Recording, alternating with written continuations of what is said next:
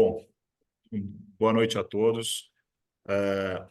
Meu nome é Renato Eta, eu sou coordenador aqui da Comissão de Educação Continuada, e a gente decidiu abrir esse webinar dentro da nossa programação por conta do decreto, né, 11.999, que tem um impacto muito grande na nossa formação, né, dos residentes. Isso é uma coisa que tem um impacto muito grande na nossa prática como ortopedistas e como formadores de ortopedistas.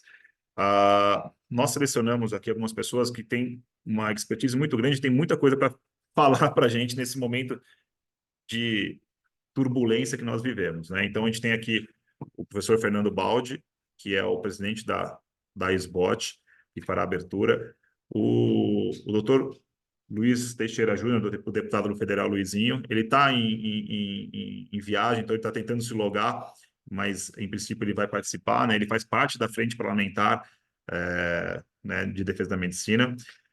O André Cardoso, que é o presidente da Comissão de Ensino e Treinamento, né, que regula, né, e faz toda essa gestão das residências de ortopedia, dos serviços de SBOT, e além disso ele é conselheiro do CRM de Goiás. Tá? O doutor Alexandre Palotino, que é o presidente da Comissão de Defesa Profissional, que tem feito um trabalho brilhante frente a defesa da nossa profissão, da ortopedia, e como ela é praticada, né, desde a sua formação até do pós. Né? O professor Hélio Fernandes também está se logando, que é presidente da Comissão dos Preceptores, que faz que é responsável pela formação dentro da formação não dos residentes, mas dos preceptores que vão formar os residentes. E o doutor Leandro Machado Dias e Silva, que é um convidado, eu agradeço ele pessoalmente. Ele é o primeiro secretário do Serem de São Paulo, né? E é exatamente dentro desse cenário, ele é uma das pessoas que mais vão ser ou foram impactados por esse novo decreto. Eu vou abrir aqui, eu vou pedir para o professor Fernando Baldi fazer as honras, e logo na sequência, o doutor Leandro ele preparou, né, uma apresentação bem breve, muito legal, sobre qual que é o decreto e quais foram as mudanças, né, que eles propuseram dentro desse decreto 11.999. Então, boa noite a todos, agradeço mais uma vez quem está participando, todos os convidados, todos os participantes. Tem a área de perguntas, se vocês tiverem alguma pergunta e a gente puder responder, podem ficar à vontade. Professor Fernando Baldi, boa noite. Boa noite, pessoal. Queria dar boas-vindas a todos, parabenizar aí a IPSEC e todos os participantes pela iniciativa. Eu acho que esse decreto nos induz a muitas mudanças e a gente precisa entender exatamente o que é e como nós podemos nos posicionar. A SBOT, desde o primeiro momento, ao lado da MB e outras sociedades, se posicionaram muito fortemente, não contra o projeto, mas para entender esse projeto e para tentar melhorá-lo.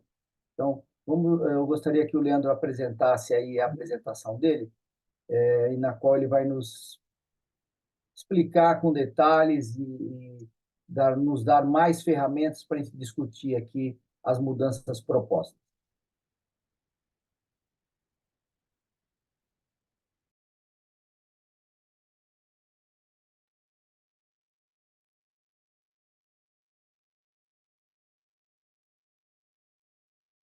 Boa noite a todos. Eu queria agradecer a SBOT pelo convite e, em nome da Comissão Estadual de Residência Médica do Estado de São Paulo, em nome do nosso presidente, que não pôde estar aqui hoje, o Dr. Paulo Fernando Constâncio, eu agradeço o convite e vou fazer uma breve apresentação. Então, hoje, na Serem São Paulo, nós contamos com 180 coremes e 17 mil médicos residentes, aproximadamente. Então, em relação ao decreto presidencial número 11.999, que foi publicado agora em 17 de abril de 2024, ele revoga o decreto 7.562, de 15 de setembro de 2011, e ele dispõe sobre a Comissão Nacional de Residência Médica e o exercício das suas funções. Então, quais foram as principais mudanças, né? Nós tivemos, em relação ao plenário da Comissão Nacional, uma mudança na composição. Então, o que mudou no Ministério da Educação? Antigamente eram 2, passou a ser 3, com 2 representantes, agora são 3 do Ministério da Educação, dos quais um é o secretário de Educação Superior, que presidirá a Comissão Nacional, um da Diretoria de Desenvolvimento de Educação e Saúde, Secretaria de Educação Superior, e um da Empresa Brasileira de Serviços Hospitalares, a EBSERV. Ministério da Saúde, ele passa a ter a composição de 1 para 3 representantes. Então, eram 2 representantes do Ministério da Saúde anteriormente, e agora a gente passa a ter 3 representantes, sendo eles um da Secretaria de Gestão do Trabalho e da Educação na Saúde, um da Secretaria de Atenção Primária à Saúde e um de Atenção Especializada à Saúde. E os demais que a gente tem aqui, né, alguns foram mantidos, como o Conselho Nacional de Secretários de Saúde, CONAS, um do Conselho Nacional de Secretários Municipais de Saúde, CONASENS, um representante do Conselho Federal de Medicina, o CFM, e um da Associação Nacional de Médicos Residentes. Também temos um da Associação Brasileira de Educação Médica, ABEM, um da Associação Médica Brasileira, AMB, e entra um novo representante aí, que é da Federação Médica Brasileira, FMB. E saíram um representante da Federação Nacional dos Médicos, a FENAM, e um representante da Federação Brasileira de Academias de Medicina, a FEBAM. Então, o plenário da Comissão Nacional de Residência Médica passa a ter 13 representantes. E a sua Câmara Recursal? A Câmara Recursal é composta agora pelos seguintes membros. Um representante do Ministério da Educação, só que agora tem o detalhamento da indicação, ele é indicado pela Secretaria de Educação Superior, e um representante do Ministério da Saúde, só que indicado pela Secretaria de Gestão do Trabalho e da Educação na Saúde. E um representante externo, aqui também houve uma modificação, que é indicado pelo plenário da CNRM, eleito por maioria simples de voto. Antigamente, né, era um representante das entidades médicas que integravam o plenário, né? Então, essa é só uma breve apresentação de alguns tópicos que mudaram no novo decreto.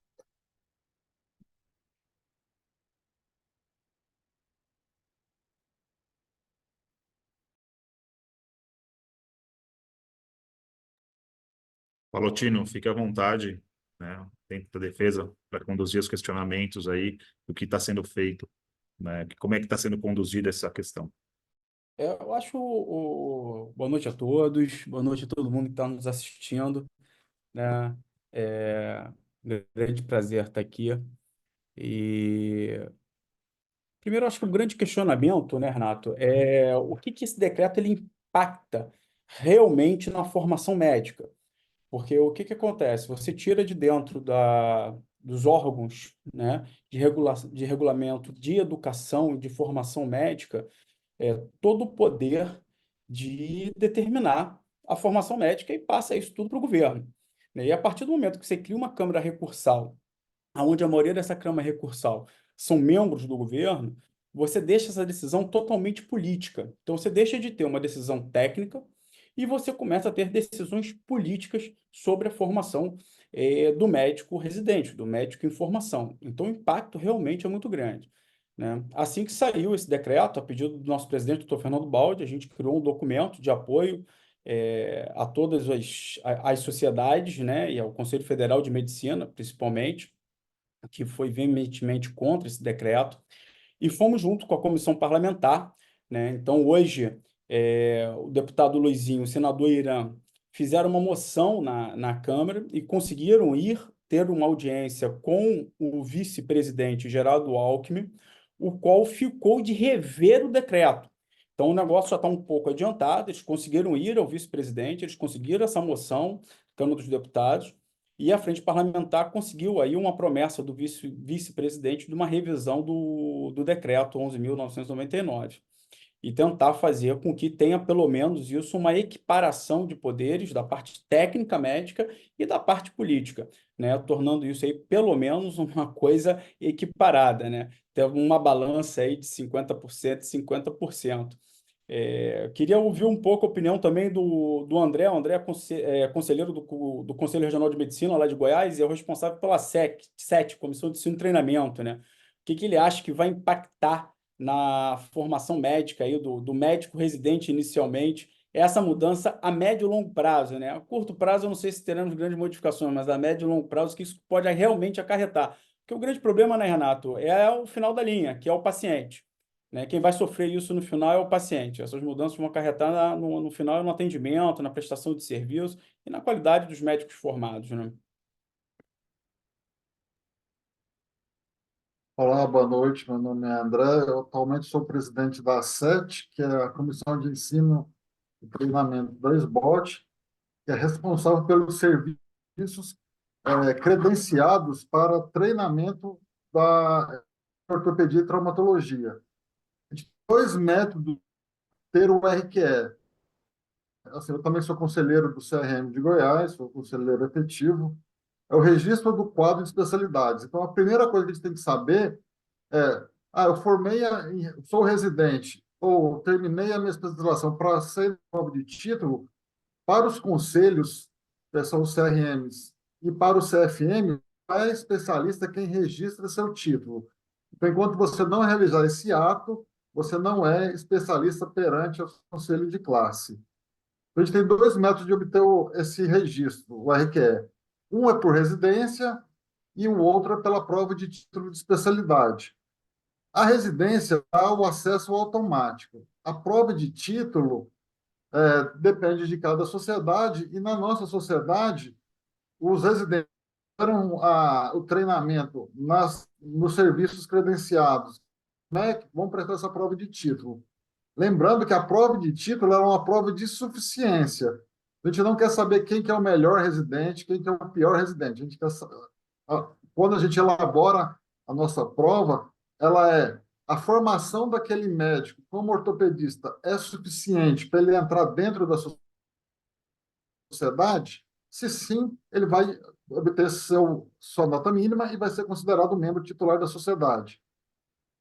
A gente tem um nível, assim, geralmente não é 100% de aprovação, é variável, 80% nos serviços credenciados da SBOT, nos serviços MEC, cai para aprovação de 60%. Candidato independente, que é outra possibilidade de você ter o título de especialista, quem fez o dobro do tempo da residência prova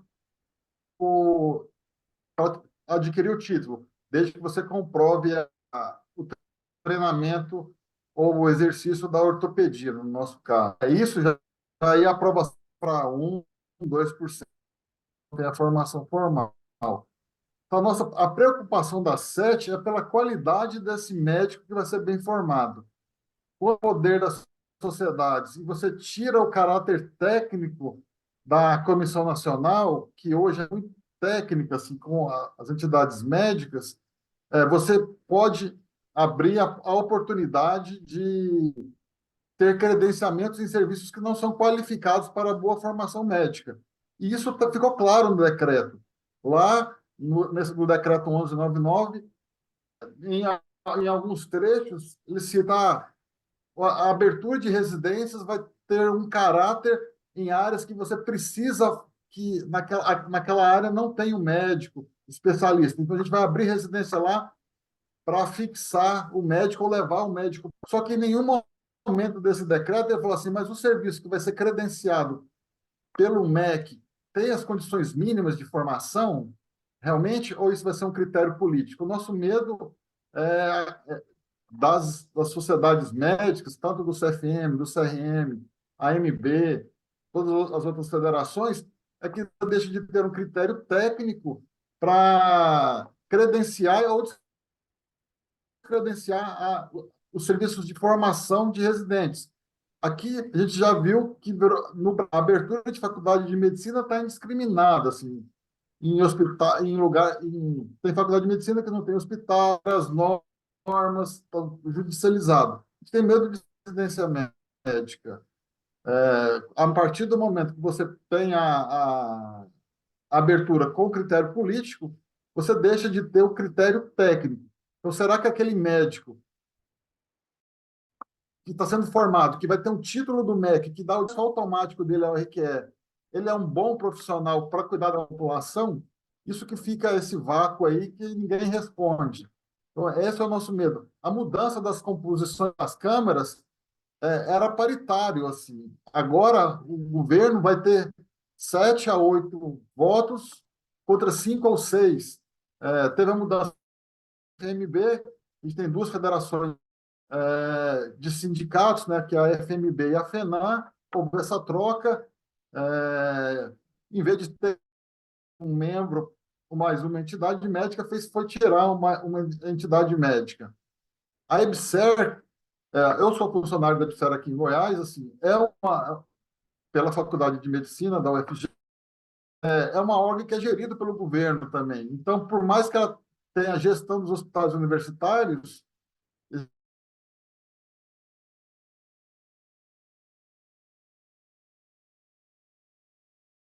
recursal, ela já existia, mas ela nunca foi colocada em prática.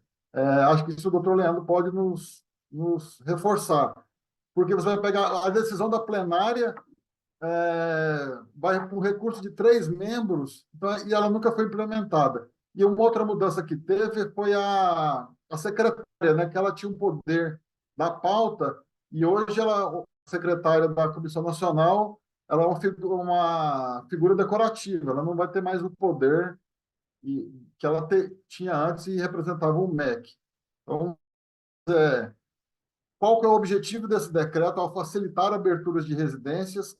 Se eles vão realmente adotar critérios de abertura em residências em locais que precisam de médicos, mas essa não é a nossa intenção. A 7, a gente faz vistoria dos serviços, a gente descredencia dependendo do desempenho, dependendo de denúncias. Então, acho que isso a gente tem medo de perder essa autonomia, esse poder de fiscalização na formação do especialista. Hoje, na formação médica, Brasil, com esse tanto de faculdade, a gente já questiona a formação de muitos lugares. E acho que isso está estendendo, pode se estender para a formação de especialistas, que aí, assim, vai ficar muito mais difícil, né? E preocupado com a população, né? Como é que você coloca um especialista com uma formação inadequada? Isso influencia no CFM, no CR e na sociedade de especialidade. Se eles vão conseguir alcançar esse nível mínimo que a gente exige na nossa prova de título. Em resumo, era isso que eu tinha para falar.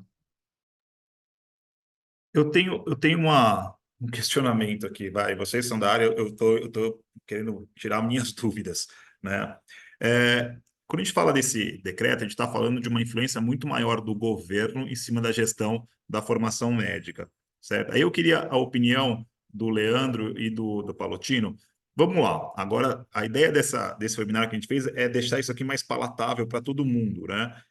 Tudo bem, mas o que vocês acham, né? O Palotino, como uma pessoa que está muito à frente dessa parte de defesa profissional, e o Leandro, que está na linha de frente no Serem, o que vocês esperam que o governo quer de fato com esse decreto? É de fato ter total autonomia na formação? É de fato ele ter a prerrogativa de tirar o poder da SBOT ou de qualquer outra entidade associativa de conferir título? O que vocês acham que eles estão, de certa maneira, o passo seguinte que eles vão querer após a implementação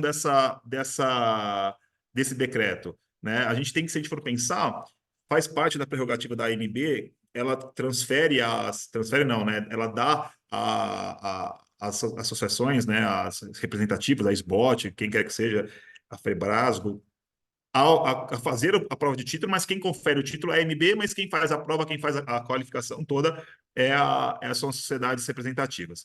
Você acha que eles vão tirar esse poder? A ideia é essa. O que vocês entendem com essa, de fato, na prática, com esse decreto?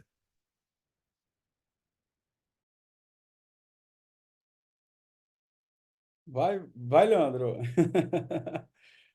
Enfim, assim, a minha opinião, Renato, enfim, eu acho que, na verdade, esse governo ele tem uma tendência a querer controlar toda a parte educacional, né, do país, desde a educação básica, universitária e formação de residência, né, por vários motivos políticos aí inerentes dessa gestão. Eu acho que não só tirar o poder, eu acho que não é basicamente isso, tirar um poder de formação, de título. Eu acho que vai muito para o lado do que o André falou, minha opinião pessoal, né, de alocar essas residências médicas aonde eles têm interesse em colocar médicos para formação, né? Então, cidade pequena, enfim, que eles têm interesse, que tenha médico lá politicamente, eles vão provavelmente formar você botar um serviço de residência médica lá e você bota médico residente que vai trabalhar 100 horas, 80 horas por semana pela bolsa da residência, numa carga horária mais elevada, com uma remuneração menor, né? Então, eu acho que passa muito mais pelo domínio de alocar os serviços de residência médica, né, do controle dessa formação médica, onde isso vai estar na mão deles, em estados, cidades, etc. e tal, do que na parte de quem vai dar o título, de que maneira que eles vão ser avaliados. Eu acho que não é muito para esse lado, não. Eu acho que passa mais realmente pelo controle da colocação da residência, de tirar poder da onde eles querem, de colocar mais poder em locais aonde eles desejam, né? Então vamos escutar a opinião do Leandro aí, com certeza tem uma opinião mais formada do que eu sobre isso. Bom, obrigado. Eu penso bem parecido. Eu também sou ortopedista de formação. Hoje era para estar uma pediatra, vice-presidente aqui, e eu achei interessante que as ações que a gente tem visto do governo federal, ano passado eu pude participar de um seminário do Ministério da Saúde, elas são de repensar a residência e também trazer melhorias, né? Também questionar as horas semanais, as 60 horas são suficientes ou não são. Então, a gente viu algumas ações que são na direção de tornar a residência melhor, né? Então, isso daí é um ponto. O outro, que é indiscutível, é que houve uma mudança na balança. Agora está mais pendente para a decisão governamental e as políticas de saúde pública, sem dúvida nenhuma. A questão é ver como que vai ser operacionalizado na prática, né? Porque o tema de formar profissionais vai vir com força total aí.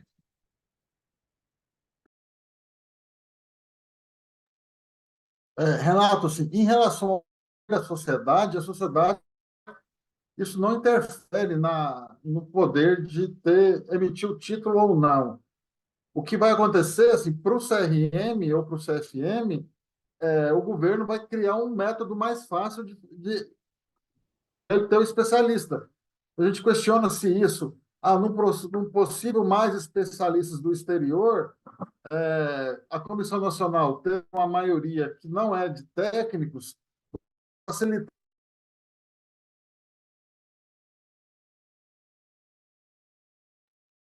Está travando um pouquinho.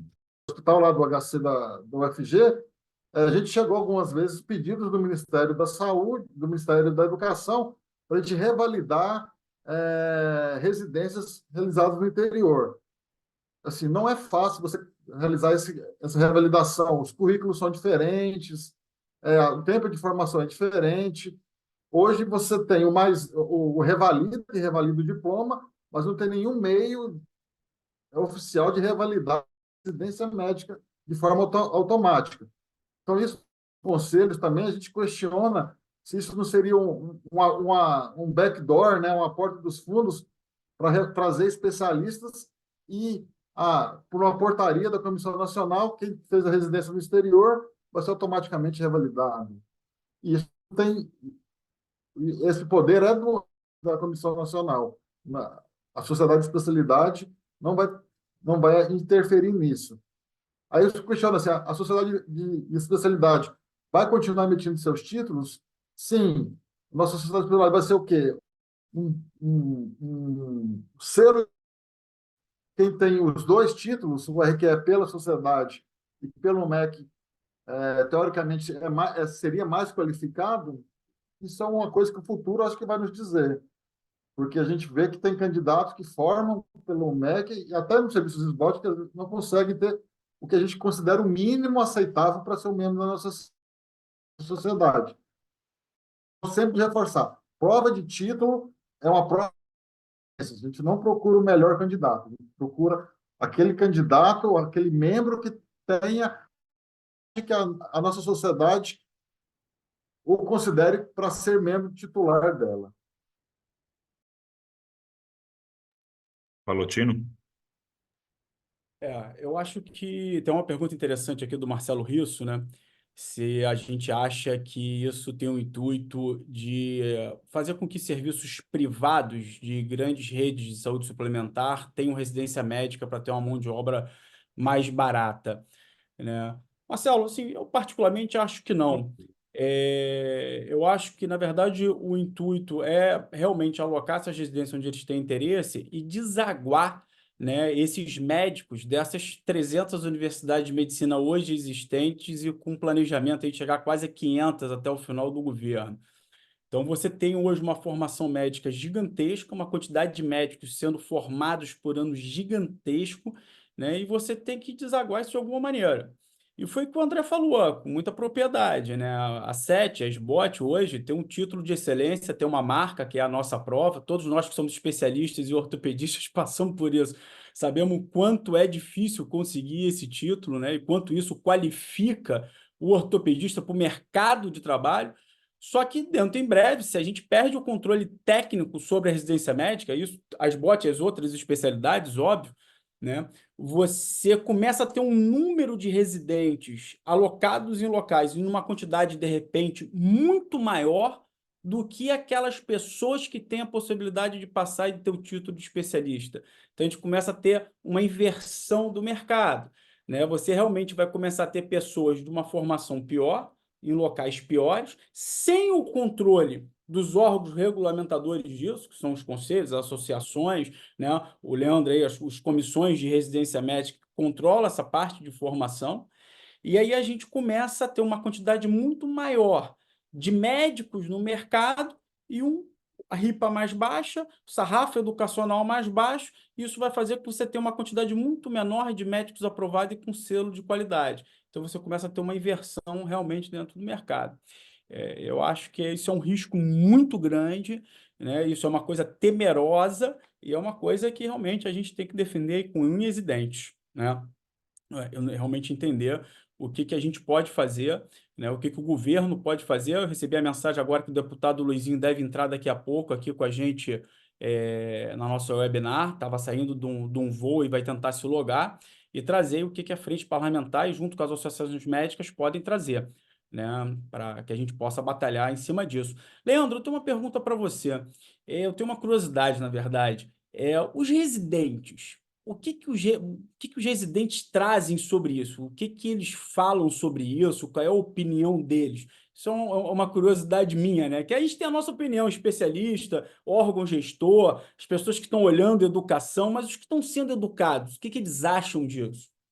Bom, eu ainda atuo, né, não só na gestão, mas eu também faço a parte de supervisão, melhor dizendo, preceptoria, e eu coordeno a área de divisão de ensino da Secretaria Municipal de São Paulo, a parte de residências em saúde. Então, eu estou à frente de 28 médicos residentes que entram anualmente na secretaria, e a gente tem tido um feedback de preocupação com a formação, né, e com esses novos rumos. Agora, se vai se concretizar ou não, a gente não sabe. Em relação ao Estado, foi feito pelo nosso presidente, por ordem dele, uma enquete, uma pesquisa com as Corems do município, do estado, não só do município, para ver como que está sendo difundido e a opinião, tanto dos colegas envolvidos com a preceptoria e que a gente deve publicar em breve.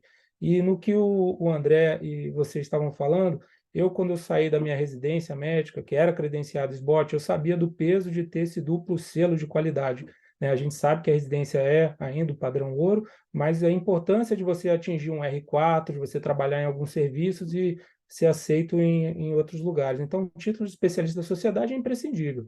A solução talvez caminhe por um duplo envolvimento, tanto do Ministério da Educação quanto das sociedades. Na secretaria, a gente tem feito essa aproximação, no Estado também, com algumas sociedades, como a de anestésio, e tem tido experiências boas, né, para a gente fazer ações que visem essa qualificação profissional.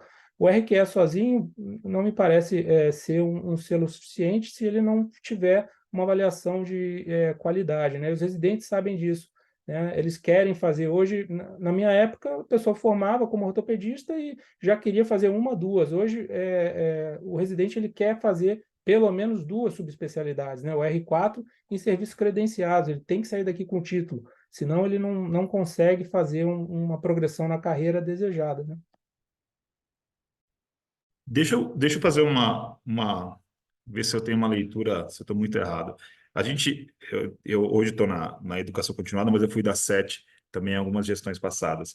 E a gente tem nesse processo, né, André, a gente tem cada vez mais tentado caminhar junto com o MEC, né? A gente tinha os serviços bem delineados, o que era serviço SBOT, o que era serviço MEC, e, de certa maneira, eu não estou aqui para ficar julgando formação, tem muitos colegas que são da SBOT, que trabalham em serviços que são só MEC, que são pessoas brilhantes.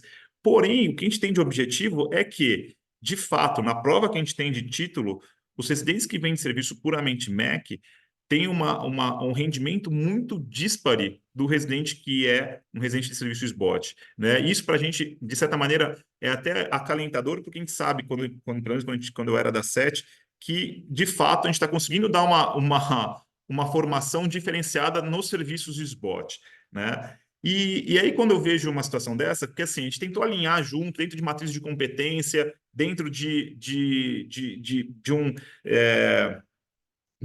tentar fazer uma coisa uniforme, uma formação uniforme dentro dos serviços MEC e SBOT. E a gente foi muito, de certa maneira, permissivo em relação às demandas do MEC, né? A gente chegou a fazer vistorias contínuas em serviços MECs, puramente MEC, eles queriam ver como que a gente avaliava um serviço, como que era a nossa rotina, o que a gente pesava, o que a gente não pesava, e a gente foi realmente muito próximo a eles. E aí, quando a gente vê uma medida, um decreto desse, parece que a gente está sendo traído, né? Parece que a gente está sendo passado para trás, né? E aí eu vejo isso, eu não sei se é isso, eu queria muito essa opinião de vocês, que hoje a gente tem a SBOT, como o Leandro bem falou, é um selo de qualidade. Ele é um selo de qualidade, mas meu medo às vezes é que seja um selo de qualidade somente mercatológico, né? O residente ele faça isso somente pelo mercado, porque ele sabe que o mercado vai enxergar com bons olhos. E se vocês acham que isso é de fato o futuro que vai acontecer mesmo, a SBOT vai ser um selo de qualidade e não necessariamente vai ser o selo formador. Tá? E aí, se for isso, aí eu vejo a importância que a gente tem da SBOT ser forte, da SBOT ser muito atuante do ponto de vista de mercado, mas não somente de mercado, mas de gestão, né? Gestão não, né? Mas mesmo essa frente parlamentar da medicina, de ter uma voz muito ativa dentro da legislação, né? Porque eu vejo um pouco, com meus olhos, é um pouco disso. A gente perder. Concordo com o André, a gente nunca vai deixar de dar o título, mas a gente vai perder nossa força no sentido de falar, olha, esse sim, esse não. A gente não vai ter mais isso, vai ser simplesmente um selo de qualidade para o mercado. Eu acho que esse é o meu receio, e eu acho que, para isso, frente a isso, a gente tem que ser muito forte como sociedade, a gente tem que ser muito forte na nossa representatividade, e aí o deputado Luizinho faz um trabalho brilhante frente a isso. A gente tem uma frente parlamentar, né? Se a gente for pegar dentro dos deputados, não sei se eu estou tão errado, se não me engano, até a última gestão, o número de profissão, de formação, a medicina, acho que a formação médica era a segunda maior profissão dos deputados, mas a nossa frente parlamentar da medicina é muito fraca, né? Em relação a isso. E aí, você ver pessoas defendendo nossa causa de fato, como se deve fazer, é uma coisa que a gente, como associação, a gente tem que valorizar e tem que colocar essas pessoas onde tem que ser postas. Essa é a minha opinião, não sei se vocês concordam e qual a visão de vocês. Eu acho que assim, teve uma grande proximidade nas últimas gestões da SBOT com o MEC. O objetivo do serviço MEC fosse MEC e SBOT, com esse cerceamento, mas não progrediu isso. A Comissão de Ensino e Treinamento, nosso objetivo, selo de qualidade, assim, a gente acaba sendo um selo de qualidade, é que todo serviço formador tenha uma qualidade mínima e que todos os candidatos que prestem, então qual que seria o ideal da SET? É que 100% dos serviços credenciados em MEC tivesse 100% de aprovação. Então, a gente teria tranquilidade que a gente está formando bons profissionais para o mercado. E isso não acontece atualmente. A gente tem os projetos, que a gente acabou de revisar a matriz de competência para aprovação. A gente fez um curso com o Royal College do Canadá, tentando mudar o jeito da gente fazer o ensino dos nossos residentes, baseado em competências e não no modelo tradicional. Então, a gente está tentando aprimorar como a gente vai formar esses médicos, porque qual que é o nosso problema? Assim, o que eu fico, quando eu brigo com meus residentes, eu falo, vocês têm que ser bons, porque vocês vão cuidar de mim no futuro. Então, eu não quero cara meia boca cuidando de mim, não. Então, vocês têm que ser bons, vocês têm que ser melhores do que eu. E aí, tal. Então, assim, o objetivo é que todo residente seja bem formado. Não é que os residentes votem seja melhor. Eu acho que esse é o objetivo da Serem. Também, que toda residência credenciada pelo MEC tenha uma boa qualidade. Então, é esse ponto de confluência que a gente não está conseguindo e a gente estava caminhando bem para confluir. E parece que agora houve disparidade, com esse objetivo de abrir residências em locais que talvez não tenha o mínimo para formar um bom ortopedista. Acho que esse é o nosso medo. Será que vou abrir no interior, aqui em Goiás, uma cidade do interior, vou abrir um serviço de residência, porque lá não tem ortopedista, então eu vou levar ortopedista para aquela região? A gente sabe que não funciona assim.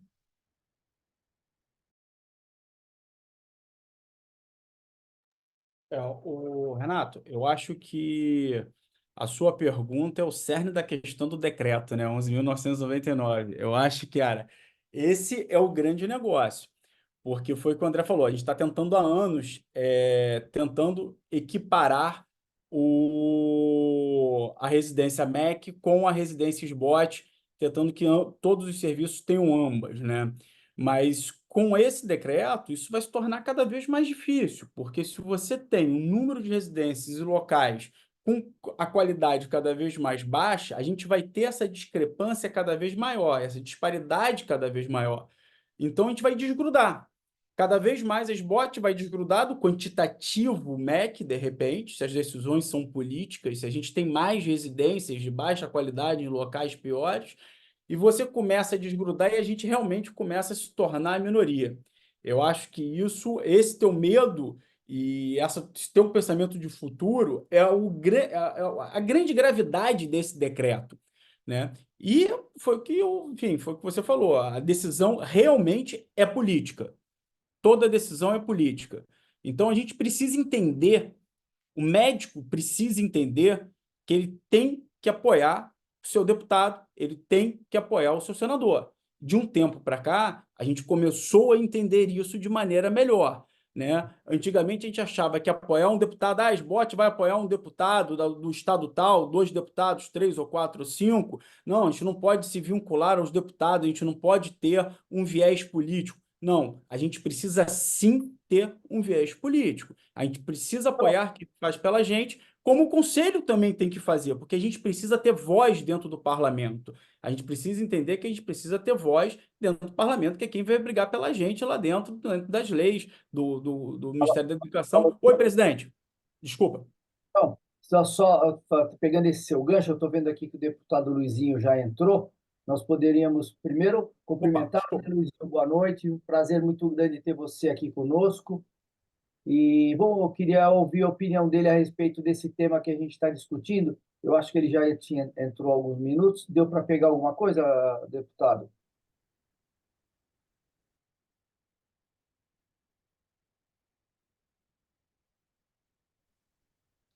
Boa noite a todos. Estão me ouvindo? Presidente, Sim. presidente Paulo Tino, todos aqui na live. Primeiro, pedir desculpas aqui que eu cheguei aqui em Brasília já no horário que a live estava começando. Consegui acompanhar aqui algumas falas e fazer um resumo breve aqui, presidente, da situação, né? A gente foi surpreendido, como vocês todos estão acompanhando, com o decreto do presidente da República, na verdade é o presidente Geraldo Alckmin em exercício, decreto elaborado aí de forma sorrateira pelo Ministério da Educação e Ministério da Saúde, sem qualquer tipo de discussão, né? Fazendo uma nova conformação na Comissão Nacional de Residência Médica e o principal tirando a paridade da participação das entidades médicas com as entidades governamentais. Então, imediatamente ocorrido, eu, nosso presidente da Frente Parlamentar da Medicina, senador Ana Gonçalves, né, eu fiz aqui pela Câmara dos Deputados um projeto de decreto legislativo para suspender esse decreto, né, é o PDL 197 de 2024. O Irã fez pelo Senado, para a gente ver qual forma seria mais rápido. A gente aqui, pediu ao doutor Federico, apresentou um requerimento para urgência desse PDL, a urgência para que a gente fosse com ele direto para plenário, e a gente conseguiu aqui, até porque hoje, na atual conjuntura, eu sou líder do nosso partido, do Progressista na Câmara, a gente já conseguiu mais de 400 assinaturas pela urgência desse projeto de decreto legislativo.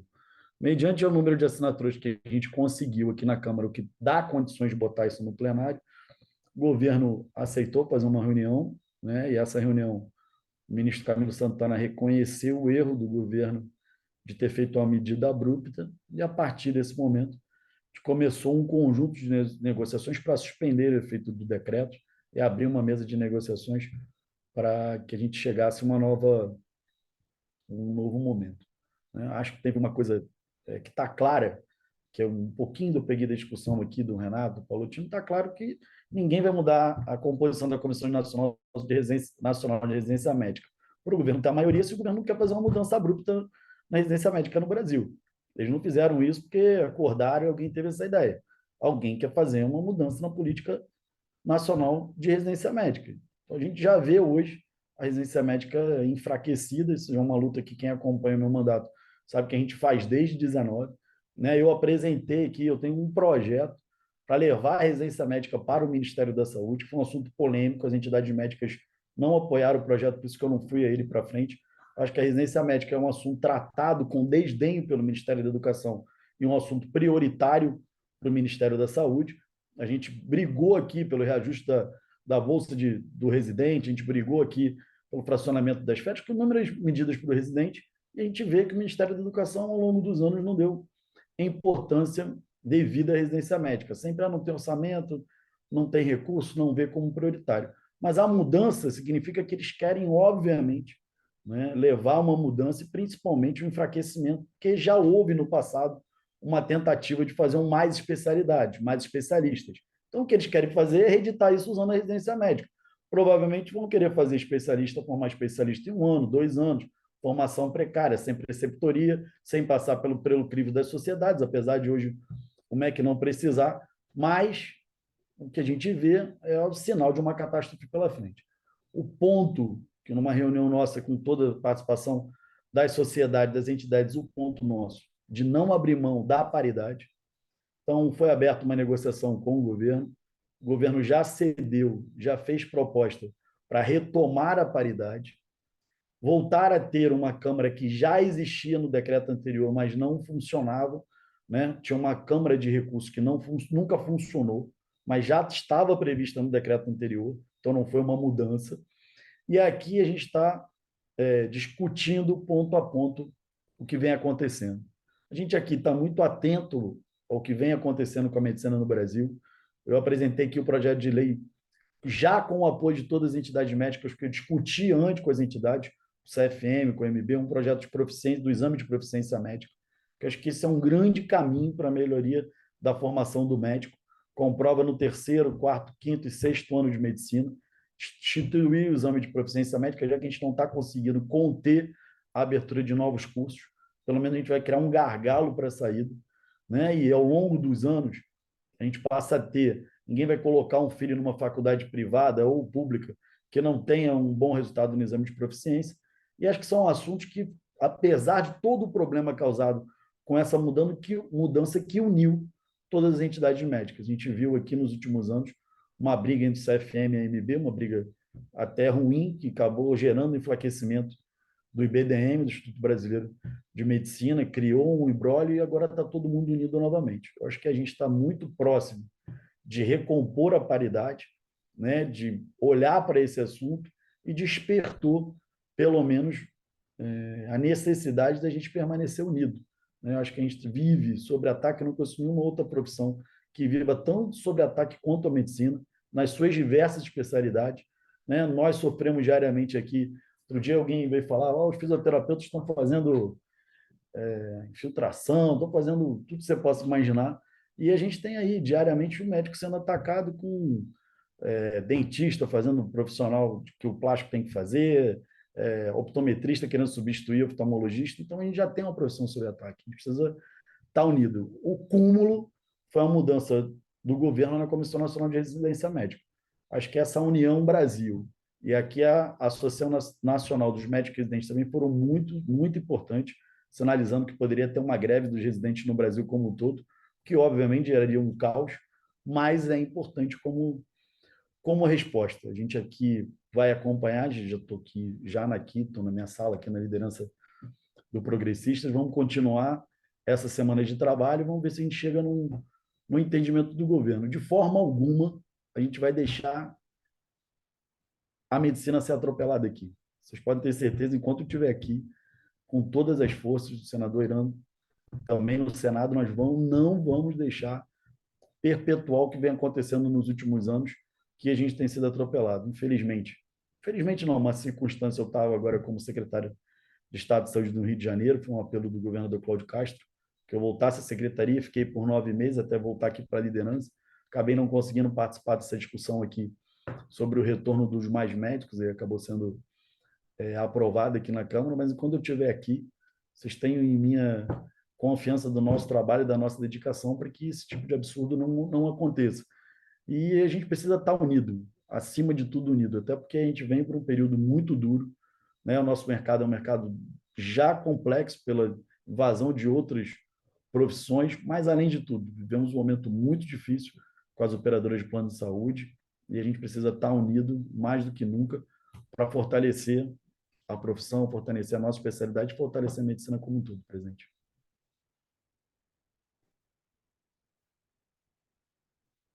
Não tô lhe Tá fechado o ouvindo. microfone, professor.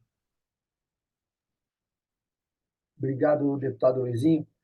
Eu acho que a SBOT está em consonância com tudo isso que você falou. Eu acho que a nossa união nos dá não só força, como nos dá respeito perante as outras entidades.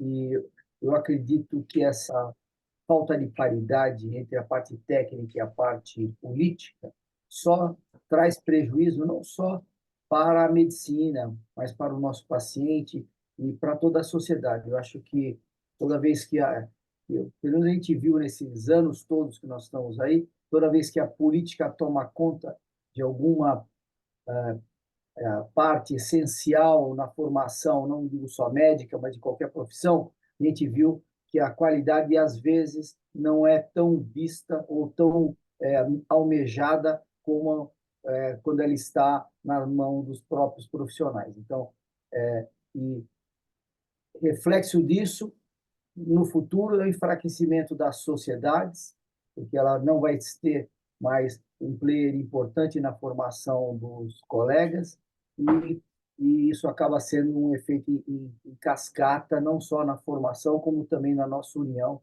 em torno do nosso título de especialista. Queria ouvir a opinião aí do Leandro e do Alexandre Palottini.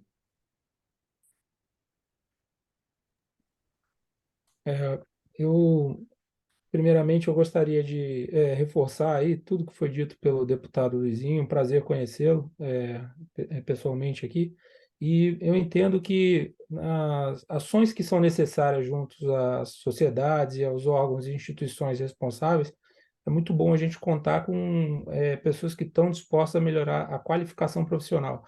Então, a Serem é extremamente preocupada com a qualificação profissional, com serviços de boa qualidade, e nós estamos dispostos a caminhar dentro do que é necessário para fortalecer a profissão do ortopedia, né, e formar adequadamente nossos médicos residentes. E não só, né, mas todas as outras especialidades.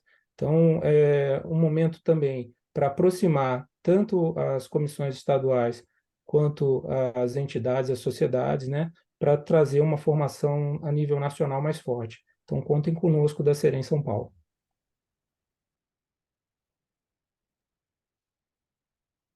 Boa noite, Luizinho. Opa!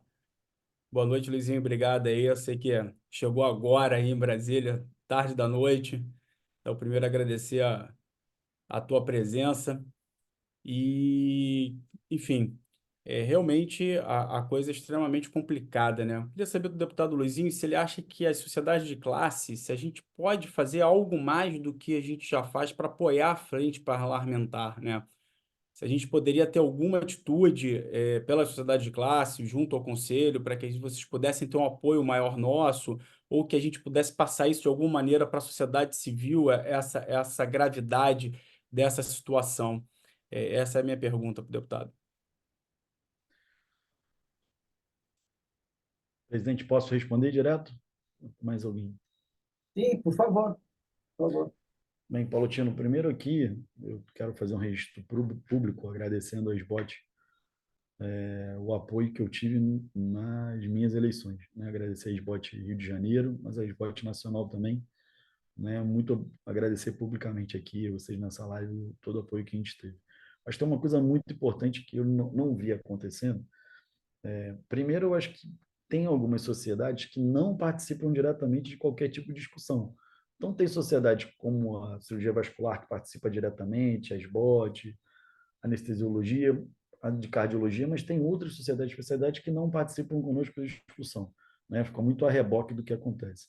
Eu falei no final do mandato passado que eu acho que a gente deveria fazer um grande encontro, como fosse um grande congresso, com as direções das principais sociedades de especialidade, com o CFM, com o MB, para a gente poder trocar e conversar um pouco sobre a medicina globalmente. A gente fica muito na nossa casinha. Então, o nosso congresso é o Congresso de Ortopedia, o pessoal do oftalmo faz o congresso deles, né? O CFM acaba conversando com os conselhos regionais, mas não existe um entrosamento global. Acho que aqui a minha ideia é que a gente pudesse fazer um entrosamento global para discutir projetos que afligem a todas as especialidades, né? E acaba ali. Eu vejo o pessoal do CBO, com quem eu converso muito, com quem vem muito aqui com a gente, até porque o Irã também é oftalmologista, eu tenho inúmeros amigos no CBO, não adianta a gente ficar discutindo honorário médico separado, né? O problema, a gente precisa estar unido, medicina como um todo, pegar os problemas em conjunto, né, das sociedades para trabalhar em conjunto, porque a gente junto tem um resultado melhor aqui no parlamento como um todo. Eu costumo falar que realmente tem um número muito grande de médicos eleitos, mas praticantes de medicina são muito poucos aqui na Câmara. E defendendo a gente na frente parlamentar da medicina, talvez aqui 10, 12, 15 parlamentares, quando a gente consegue uma mobilização muito grande, como está acontecendo agora. Mas todo médico atende um parlamentar, né? Atende um familiar. Então, acho que era importante essa mobilização, de conseguir chegar aqui, né, dentro desse âmbito da sociedade. Por quê? Porque a sociedade brasileira, e aqui é uma caixa de ressonância da sociedade. Quando você, Palotino, operou aí um outro colega deputado que você atendeu, tem a oportunidade de conversar, ajuda com que a gente tenha mais gente ombro a ombro com a gente. Então, eu acho que tem uma mobilização.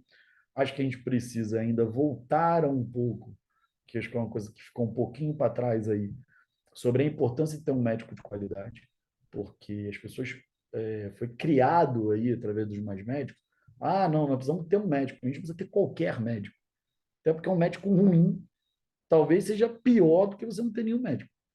Botar um médico ruim interferindo no procedimento com uma pessoa que não tenha uma qualificação devida, talvez vai trazer uma sequela muito pior. Eu acho que a gente, como um todo, a minha ideia, se a gente tiver a oportunidade, através da sociedade, fazer um grande encontro, tirar alguns temas em comum, começar a trabalhar e voltar, né? E não só fazer de forma isolada as sociedades, mas acompanhar como toda a importância de um bom especialista, de um bom médico, que isso vai refletir na saúde das pessoas e trazer isso.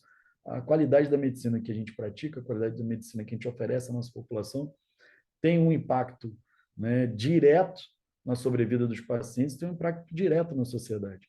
E a cada dia esse impacto está provado que é maior.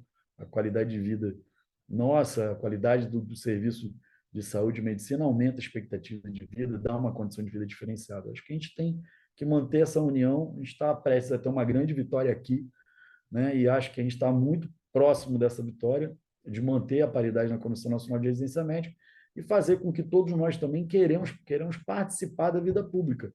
Porque aqui, nós estamos aqui essa hora da noite conversando, né? Vocês pelas botes, eu aqui representando no mandato, somos muito poucos dentro da vida da medicina brasileira que quer participar de alguma discussão. A maioria dos médicos estão alheios a qualquer tipo de discussão.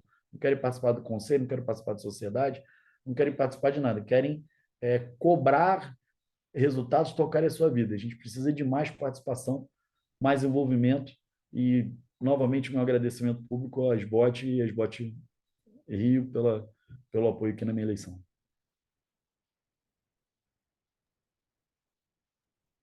Renato, quer fazer algum comentário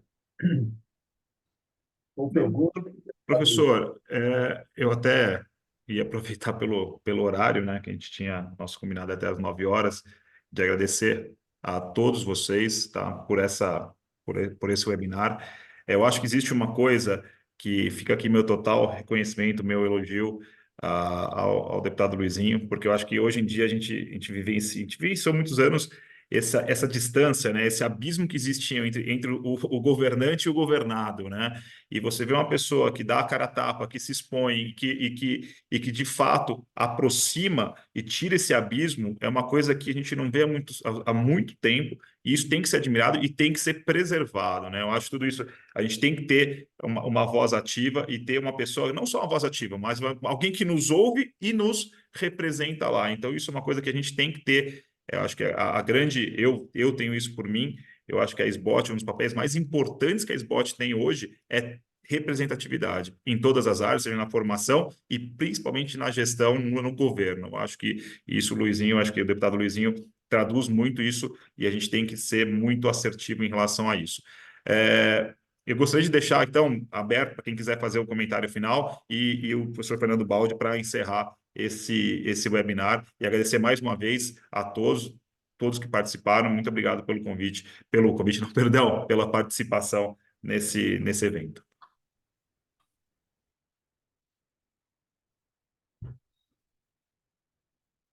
Algum comentário? Está aberta a palavra aí, André, Leandro e todos. Eu queria te pedir, então, para o deputado Luizinho fazer as considerações finais e depois eu vou agradecer a todos. Presidente, eu queria agradecer aqui o convite, pedir desculpas aqui por ter chegado já no meio do webinar, mas agradecer aqui a participação de todos, dizer que nosso mandato aqui está sempre à disposição.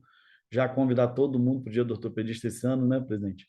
Para todo mundo poder estar aqui presente com a gente, que já está virando uma tradição, uma oportunidade também da gente estar juntos. E contem com o nosso mandato aqui, a gente vai a cada dia informando, passando aqui para a diretoria das BOT os nossos próximos passos. Muito obrigado pelo convite, desculpe novamente pelo atraso. Para finalizar, eu queria agradecer a presença de todos, o Leandro, o André, o Palotino, o Renato aí pela coordenação e principalmente ao deputado Luizinho.